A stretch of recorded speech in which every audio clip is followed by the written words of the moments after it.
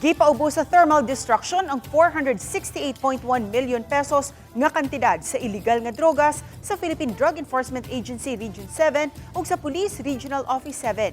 Naglakip kini sa 68 kilos nga methamphetamine hydrochloride kun shabu, diin 59 kilos niini nagkantidad ug 403 million pesos ang nasakmit sa PRO 7, samtang 9.5 kilos ang sa PDEA 7. Aduna say giapil sa pagsunog nga mga pinaugang tanom nga marijuana.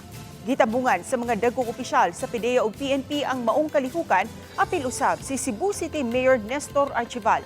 Misaksi ang mga dagkong opisyal ug mga barangay officials gikan sa Department of Justice. Gipahigayon sa usa ka punerarya sa Dakbayan sa Subo ang thermal destruction nga adunay pagtugot sa korte.